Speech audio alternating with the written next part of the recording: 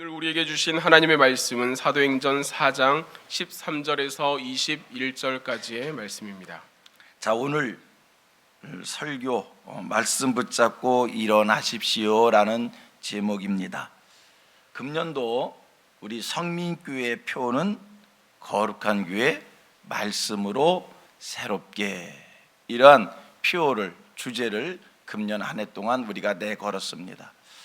성민교회와 우리 온 성도들이 말씀으로 새로워지는 올 한 해가 되어지기를 소망합니다. 저는 지난 송구 영신 예배 때에 우리나라의 여러 가지 위기적 상황을 말씀하면서 금년은 2020년은 민족을 살리고 한국교회를 살리고 가정을 살리고 나 개인을 살리는 모든 일들의 골든타임이 될 것이다, 이런 말씀을 드렸습니다. 제가 왜 골든타임이라는 표현을 썼는가 하면, 오늘 우리의 상황이라고 하는 것이 그렇게 만만하지가 아니하기 때문입니다. 저는 오늘의 상황을 어떻게 설명을 할까 하다가 이렇게 한번 표현을 했습니다. 모든 것이 꽉 찬 세상이다. 무슨 뜻의 얘기냐면, 오늘의 세상 환경 오염이 꽉 차 있고요, 사람들의 인내심이 꽉 차 있고요, 경제적 상황이라고 하는 것도 꽉 차 있고요, 정치적인 형편, 남북 관계, 국제 관계, 세상 속에 있는 죄악의 요소들, 이런 모든 것들이 꽉 차서 폭발 직전에 있다는 겁니다.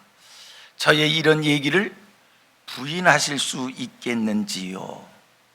여러분, 오늘 세상을 사는 사람들의 모습을 보면 이제는 더 이상 못 참겠다라고 하는 그런 모습입니다. 누구 할 것 없이 자기 생각과 조금만 다르면 순간적으로 폭발하는 모습을 보입니다.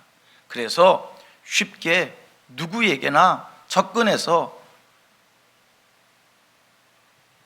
농담도 쉽게 못하겠고요, 누구에게 쉽게 접근해서 그저 깊이 생각하지 않은 말을 던질 수 없습니다.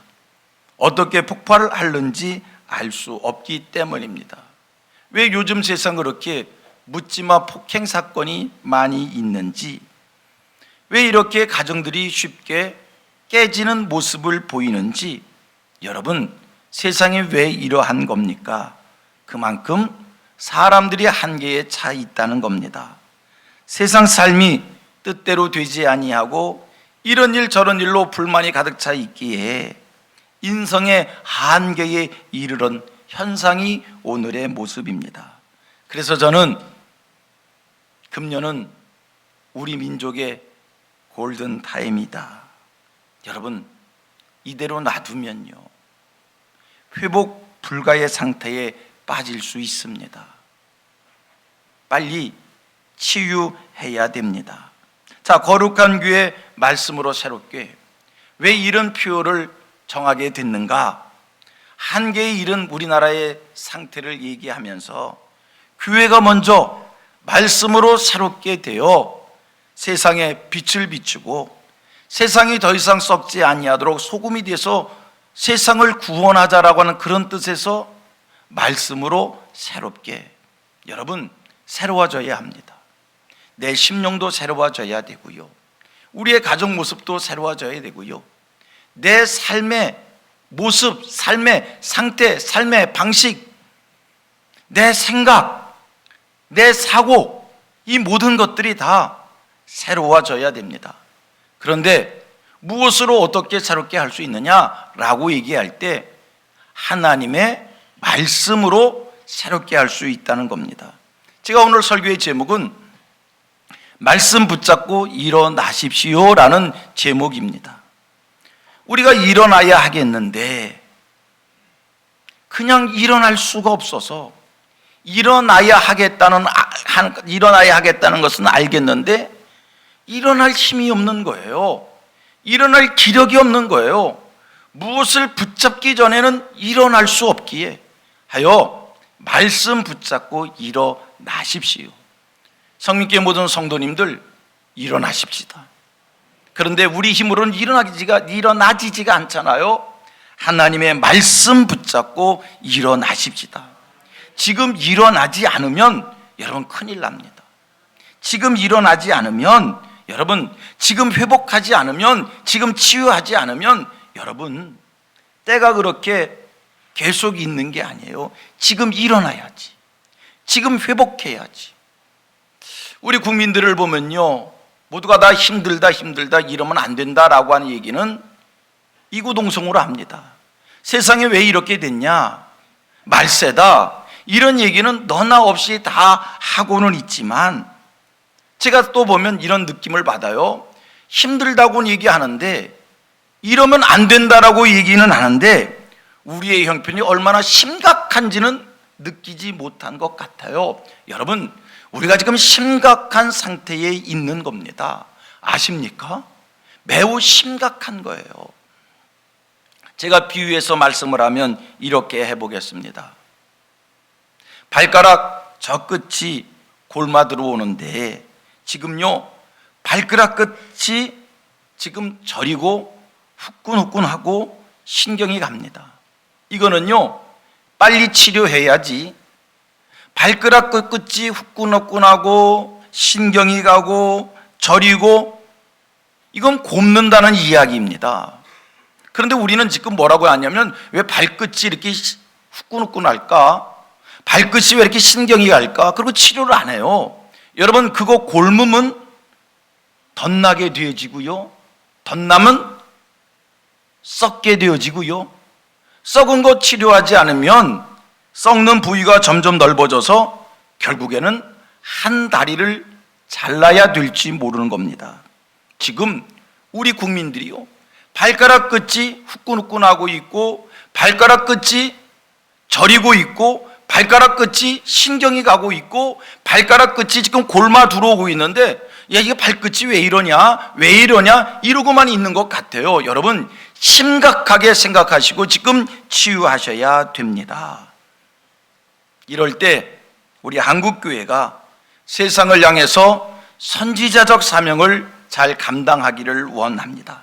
지금은 자다가 깰 때라고, 지금은 일어나야 한다고, 지금 하나님이 기회 주셨을 때 힘을 내서 회복해야지, 지금 회복하지 않으면 안 된다고 교회가 세상을 향해서 나팔을 길게 울려 불며 선지자적 사명을 감당해야 되는 겁니다. 보세요, 우리가 지금 심각하게 중병에 걸려 들어가고 있는데 대통령도 위정자들도 누구도 나팔을 불지 않습니다. 이해가 됩니다. 통치를 하는 대통령 입장에서, 정권을 잡고 있는 여당 입장에서 지금 나라가 어렵습니다, 나라가 위기입니다, 정신 차려야 됩니다, 이렇게 이야기하면 국민들이 동요할 테니까, 국민들을 안돈시켜야 될 테니까 위기인 것 줄 알면서 위기라고 말하지 못하는 우리 대통령, 우리 위정자들 이해가 갑니다. 하여 교회가 일어나야 합니다. 교회가 세상을 향해서 나팔을 길게 울려 불며 정신 차려야 된다고, 지금 일어나야 된다고, 지금 우리 국민들이 정신을 차리고 회복해야 이 위기를 극복할 수 있다고 이렇게 외쳐대야 되는 겁니다. 성도님들, 우리가 일어서야 합니다. 그렇다면 우리들이 일어서기 위해서 무엇을 어떻게 해야 되느냐, 우리가 회복을 위해서 어떻게 해야 되느냐라고 얘기할 때 반복합니다. 말씀 붙잡고 일어서는 겁니다. 지금 우리가 일어서야 하는데 스스로는 일어설 힘이 없어서 말씀을 붙잡고 일어서야 하는 겁니다. 말씀으로 무장하고 말씀을 심령에 새기고 말씀의 힘을 의지하여 우리가 일어서야 됩니다. 여러분, 일어서셔야 됩니다. 일어서셔야 됩니다. 말씀 붙잡고 일어서야 합니다. 오늘 세계 속에서 유대인들은 소수민족입니다. 그런데요, 세계를 누가 지배하고 있냐? 유대인들이 지배하고 있다는 거예요. 놀라지 않습니까? 목사님, 세계를 미국이 지배하는 것 아닌가요? 그렇습니다. 미국이 세계에 큰 영향력을 끼치고 있고요, 어떻게 생각해 보면 미국이 마음대로 하는 것 같아요. 그런데 여러분, 그 미국을 움직이는 사람들이 유대인이라는 겁니다. 어떻게 그렇게 작은 민족이 미국을 움직이고 세계를 움직일까? 여러분, 유대 민족들에게는요, 성경의 정신이 살아 있습니다. 유대 민족들에게는요, 하나님이 나와 함께한다, 하나님이 우리와 함께한다는 이 정신이 살아 있어서 그것이 결국은 세계를 지배하는 힘이 된 것입니다. 오늘 우리 사회 만 가지가 위기입니다. 정치, 경제, 교육, 정직하게 얘기하면 우리들의 가정까지도 위기입니다. 모든 게 다 위기입니다. 하지만 여러분, 우리 사회가 아무리 위기라 할지라도 정신만 살아있으면, 할렐루야, 소망이 있는 줄 믿습니다. 정신이 살아있으면 다시 일어설 수 있는 거예요. 문제는 우리의 정신이 죽어가고 있다는 것이지. 여러분, 우리가 일제 36년 식민지 살았습니다. 일본 사람들이 다 뺏어갔어요. 악랄하게 뺏어갔어요. 36년 지난 후에 6.25 전쟁으로 황폐해졌습니다. 그런데 우리 국민들 일어섰습니다. 어떻게 일어선 겁니까? 국민의 정신이 살아있었어요. 우리 국민의 정신이 살아있어서 모든 것을 잃고 황폐해진 땅에서 우리가 일어섰던 겁니다. 옛날 가난했던 시절 우리 국민들의 정신이 살아있었다니까요. 우리도 할 수 있다, 하면 된다, 꿈이 있었습니다. 소망이 있었습니다. 그래서 허리띠를 졸라맸고 한강의 기적을 일으켰습니다. 기억해 보십시오. 예전에 우리 가난했을 때, 초등학교 입학하면, 저희 때 이야기입니다. 초등학교 입학하면 국민교육헌정을 통해서 우리는 민족 중흥의 역사적 사명을 띠고 태어났다. 얼마나 대단한 의식을 심어준 건지 아십니까? 우리는 민족 중흥의 역사적 사명을 띠고 태어났다. 학교에 입학을 하면 태극기 앞에서 다짐을 하게 합니다. 조국과 민족의 무궁한 번영을 위하여 충성을 다하겠다고 정신을 깨워줬어요. 국민들에게 새마을운동 정신을 무장시켜서 근면과 성실의 삶을 살게 했습니다. 여러분, 우리가 지난날 정신이 있었다니까요. 의식이 있었다니까요. 그래서 일어선 거예요. 그런데 오늘 우리 국민들의 정신이 어떻습니까? 흐트러졌어요. 지난주 제가 어떤 분을 만났습니다. 그분의 말씀이, 잘 되는 기업을 가보면 사원들의 눈빛이 살아있다는 거예요. 눈빛이 살아있다는 거예요. 그러면요, 기업이 잘 된대요. 요새는요, 죄송합니다, 눈빛이 살아있는 사람을 보기가 쉽지 않아요. 옛날에는요, 군인들을 보면요, 군인들 눈빛이 살아있었어요. 나는 요즘 군인들 얘기하고 싶지는 않겠어요. 이제 다시 한번 우리 국민들의 정신이 살아나야 할 줄 믿습니다. 오늘 우리 국민의 정신이 무너졌습니다. 젊은이들을 가르쳐서 3포, 5포, N포 세대라고 이야기합니다. 이것저것 다 포기하고 산다는 겁니다. 이런 우리들을, 이런 의식이 흐트러진 우리들을 교회가 다시 일으켜 세워야 할 줄로 믿습니다. 복음의 정신으로, 기독교 정신으로 다시 일으켜 세워야 합니다. 여러분, 가난해도요, 병들었어도요, 극한 상황이어도요, 정신이 살아있으면 극복해 낼 수 있습니다. 옛말에 호랑이에게 물려가도 정신을 바짝 차리면 산다고. 어렸을 때 할머니들이 늘 우리에게 들려줬어요. 호랑이에 물려가도 정신을 바짝 차리면 하늘이 무너져도 솟아날 구멍이 있다고. 정신을 깨워주는 이런 이야기들을 많이 했어요. 자, 우리 국민들에게 우리 교회가 기독교 정신으로, 복음 정신으로 무장시킬 수 있게 되기를 원합니다. 그렇다면 성도님들, 우리 기독교 정신이 무엇입니까? 복음 정신이 뭡니까? 하나님이 함께 하시면 할 수 있다. 하나님이 도와주시면 할 수 있다. 하나님이 능력 주시면 7번 넘어져도 8번 일어설 수 있다는 것이고, 하나님의 능력으로 산을 옮길 수 있고 바다를 가를 수 있고 여리고성을 무너뜨릴 수 있고, 이게 기독교 정신입니다. 이게 성경 정신입니다. 우리 기독교 정신은 죽어도 산다. 할렐루야.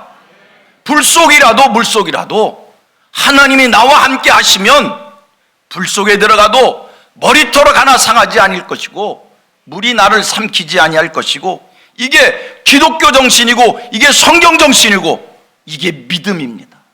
이스라엘 사람들이 출애굽을 했습니다. 광야를 지났습니다. 가나안 땅에 들어갑니다. 성경 정신으로 무장했어요. 85세 할아버지가 이야기합니다. 저 산지를 내게 주옵소서. 내가 차지하겠나이다.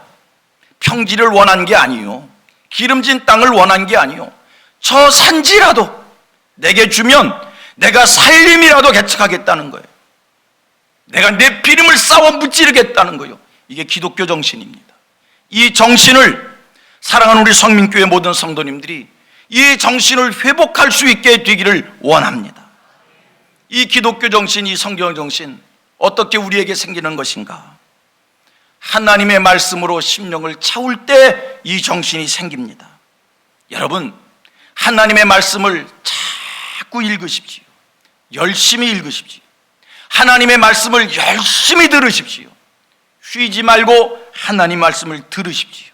그리고 내가 눈으로 본 말씀, 내가 들은 말씀 묵상하고 암송하고 되새기고 말씀과 나를 일체시킬 때 성령님이 역사해 주셔서 그 말씀이 믿어지게 되어지고, 어느 날 내가 그 말씀대로 살고 있고, 그 말씀을 믿기에 두려움을 이기고, 그 말씀을 믿기에 자신감과 용기가 생기고, 여러분, 이렇게 기독교 정신이 생기는 겁니다. 여러분, 우리 기독교에는요, 말로 설명하기 어려운 신비한 것들이 몇 가지 있습니다. 그 중에 하나가 나는 그냥 말씀을 읽은 것밖에 없습니다. 나는 그냥 말씀을 들은 것밖에 없습니다. 그런데 어느 순간 믿음이 생기더라는 거예요. 이건 신비한 일입니다. 나는 계속 말씀을 읽은 것밖에 없고 말씀을 들은 것밖에 없고 말씀을 묵상한 것밖에 없는데 어느 날 내가 그 말씀대로 사라지고 있고 그 말씀 속에 있는 능력을 내가 경험하고 있고, 이게 여러분 기독교의 신비입니다. 여러분, 말씀을 붙잡으십시오. 말씀을 붙잡는다는 게 뭡니까? 하나님의 말씀을 자꾸 들으시라는 얘기예요. 하나님의 말씀을 자꾸 보라는 이야기예요. 하나님의 말씀을 묵상하라는 이야기예요. 암송하라는 이야기예요. 이것을 우리는 말씀을 먹는다고 표현합니다. 하나님의 말씀을 먹으십시오. 그래서 오늘 새해를 시작한 이 벽두에 사랑하는 성민교회 성도님들, 이 예배에 함께 하신 여러분들, 하나님 앞에서 소원하고 결심하기를 바랍니다. 하나님, 내가 이 한 해는 성경 말씀을 읽겠습니다. 내가 성경을 1독 이상 하겠습니다. 결심하시길 바랍니다. 그게 별것 아닌 것 같아도요, 여러분들의 삶을 바꾸어 놓을 것입니다. 여러분들의 가정을 바꿀 거고요, 이 민족을 바꿀 것입니다. 그냥 성경을 읽겠다고 결심하십시오.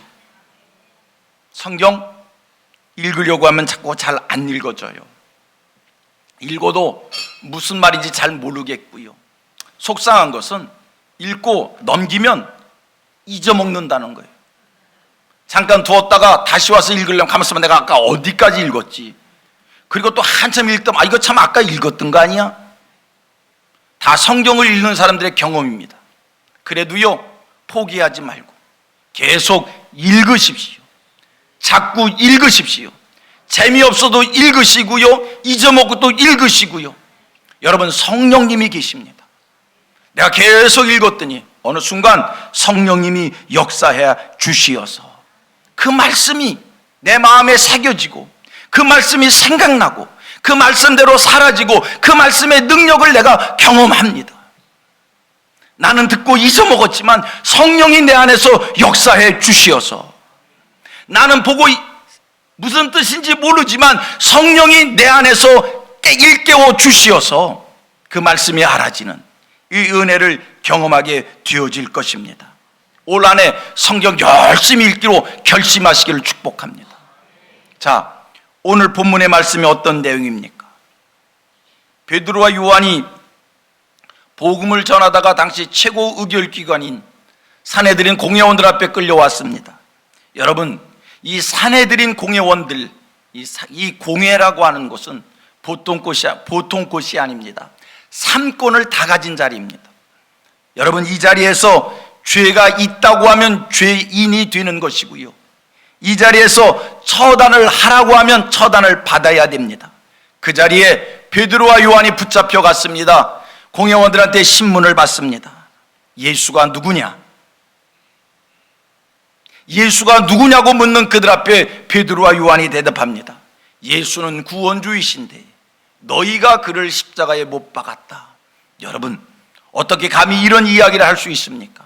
예수를 십자가에 못 박아 죽게 한 그들 앞에 너희가 그 예수를 십자가에 못 박았다, 이렇게 얘기를 하면 자기들이 어떻게 될 것인지를 너무나 잘 알면서도 당당하게 너희가 그 예수를 십자가에 못 박았다. 오히려 공회원들이 깜짝 놀랍니다.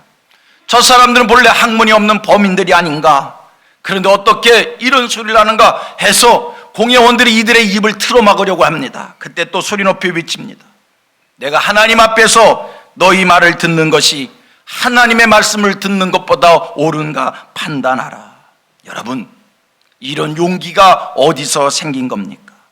죽음을 두려워하지 않는 용기가 어디서 생긴 겁니까? 하나님의 말씀이 주는 힘인 줄로 믿습니다. 하나님의 말씀이 주는 능력인 줄로 믿습니다. 우리 성민의 모든 성도들이 말씀의 능력을 의지하여 이 안에 승리하게 되기를 축복합니다. 저는 금년 한 해를 주 안에 맞으면서 우리의 현실을 생각해 봤습니다. 그리고 한국교회 미래를 생각해 봤습니다. 결론은 지금은 일어서야 할 때라는 겁니다. 어떻게 일어서는가?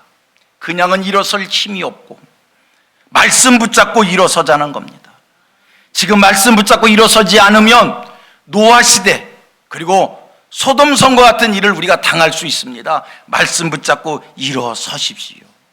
지금까지 제가 이 첫 번째를 여러분들에게 강조했고, 이제 또 하나 두 번째를 여러분들에게 말씀을 드리려고 합니다.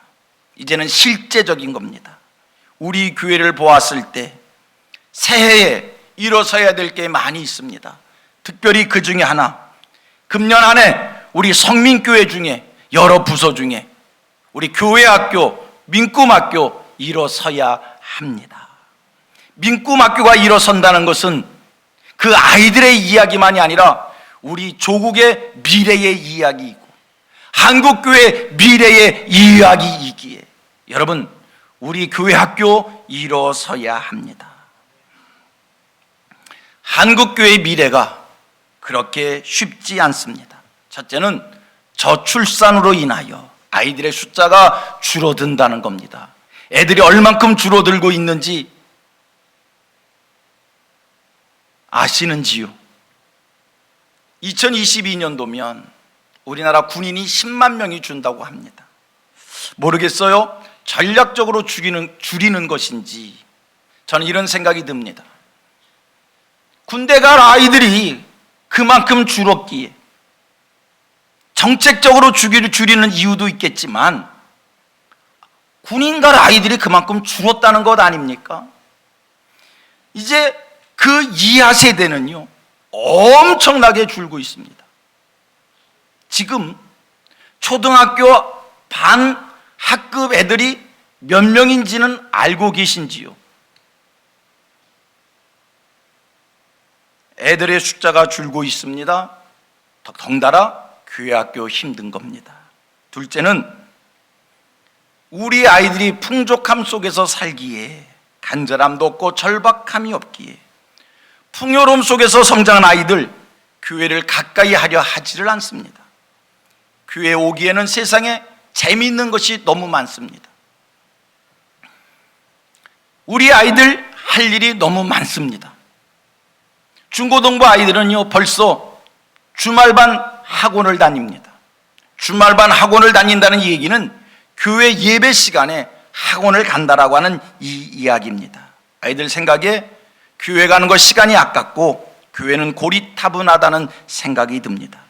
여러분, 그러하기에 우리 부모님들의 역할이 참으로 중요하고 크다 말씀을 드릴 수 있습니다.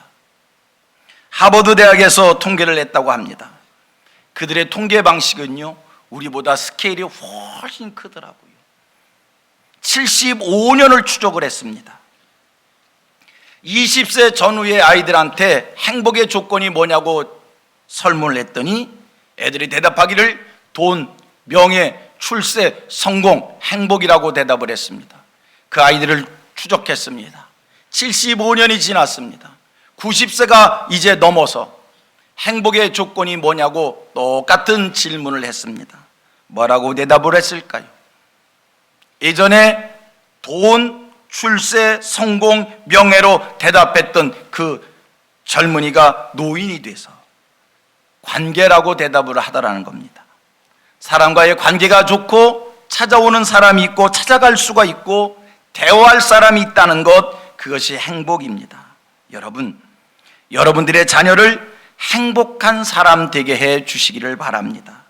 돈과 지식이 전부인 것처럼 아이들을 양육하지 말고 이 아이들 말씀으로 키워서 우리 아이들이 말씀을 덧입을 때 하나님과의 관계가 형통해질 것이고 이웃과의 관계가 형통해질 것이고 모든 이들과 하나 되어 사는 이 축복을 누리게 될 줄로 믿습니다.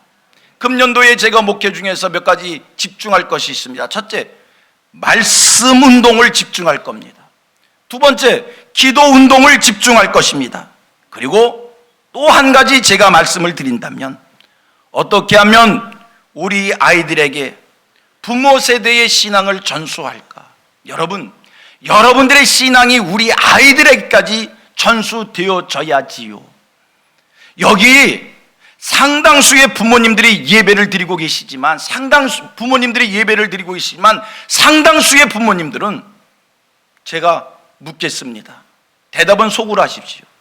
여러분들의 자녀들이 어디가 있는지, 여러분들의 자녀들이 여러분만큼 주의를 지키고 계신지요, 여러분들의 자녀들이 여러분만큼 신앙의 열정을 갖고 있는지요, 여러분들의 자녀들이 여러분만큼 하나님을 두려워하는 삶을 사는지요. 여러분, 아브라함의 축복 천대 이어져야 합니다. 내가 하나님께 받은 축복 우리 아이들에게 전수되어져야 합니다. 개인의 미래가 불투명한 오늘에서, 이 조국의 미래가 불투명한 오늘에서 여러분, 우리 아이들을 신앙으로 키워야 합니다. 신앙으로 키워야 합니다. 서울대학교 모 교수가 설문조사를 했답니다. 서울대학생, 연대생, 고대생 모아놓고 설문조사를 했는데 자식들이 부모에게 원하는 것, 여러분, 자식들이 부모에게 무엇을 원하는가? 대학생입니다. 한국의 최고의 엘리트라고 이야기하는 서울대, 연대, 고대 아이들입니다. 부모에게 원하는 게 뭐냐? 70%가 돈이라고 대답하답니다. 더 놀라운 통계가 있습니다. 80%가 부모님이 몇 세에 돌아가셨으면 좋겠냐고.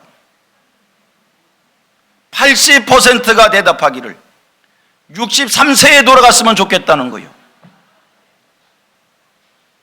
웃어야 될 이야기인지요? 통계가 잘못됐다고 말해야 되는지요?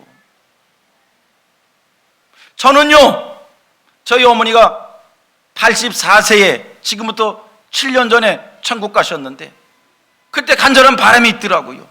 누워만 계셔도 살아 계셨으면 좋겠더라고요.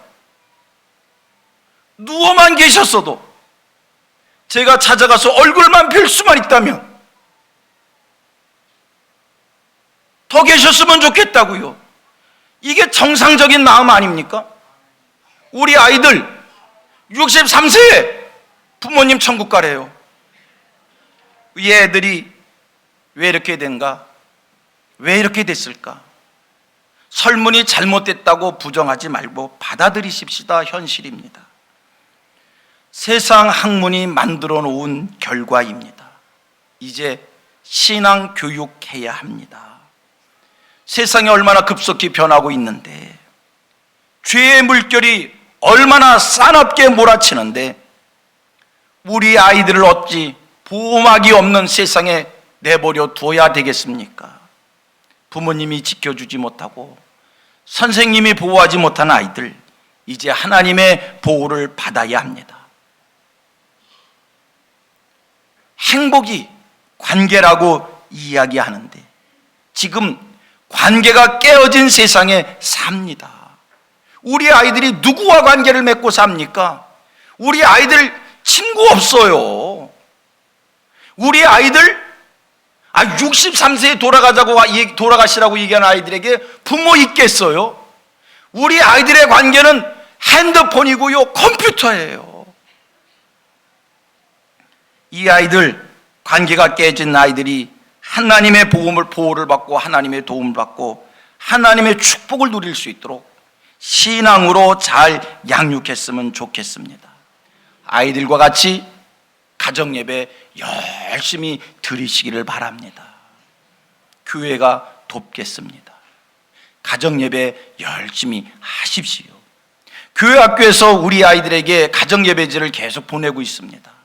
아이들과 같이 가정예배를 꼭 드리십시오. 부모님들이 가정에서 엄마, 아빠, 부모의 역할만 할 것이 아니라 이제 아이들의 신앙 교사로서 사명을 다해 주시기를 바랍니다. 이 일도 교회가 여러분들을 도울 것입니다. 올 한 해 우리 교회 계획 중에 하나가 성경적 자녀 교육을 위한 부모님 교육을 할 것입니다. 일명 가정세움학교입니다. 가정세움학교 기획하고 있습니다.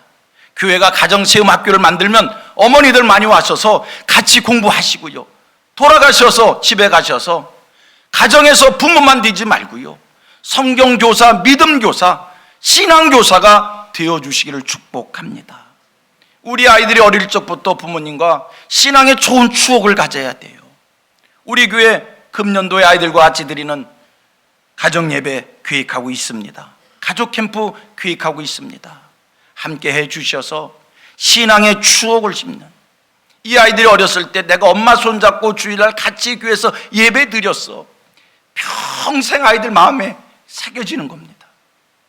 엄마랑 같이, 엄마 아빠랑 같이 예배 드렸다라고 하는 그 기억, 이거는요 이 세상을 살면서 곁길로 갈 때 늘 생각나게 하는 거예요.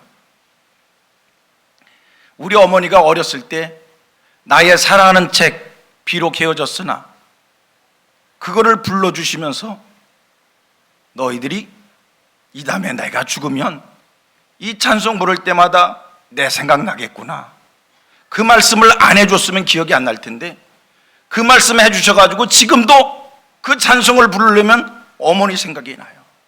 우리 아이들에게 신앙의 추억을 심어주시기를 바랍니다. 말씀을 정리합니다. 오늘 두 가지를 강조했습니다. 하나님의 말씀 붙잡고 일어서십시오. 하나님의 말씀을 신비에 새기는 일을 게을리하지 마십시오. 또 하나, 심각하게 생각하시고 우리 아이들을 말씀으로, 신앙으로 훈련해야겠다, 세상 학문이 남는 게 아니에요. 세상 학문 심어줬더니 부모도 없고 이웃도 없고. 신앙, 내 부모를 공경하라, 성경이 가르치잖아요. 신앙 교육하면요 국가관도 생기고요, 부지런함도 생기고요, 공부하고 싶은 마음도 생기고요. 우리 아이들을 신앙으로 훈련하는 우리 부모님들 되어지기를 주님의 이름으로 축복합니다.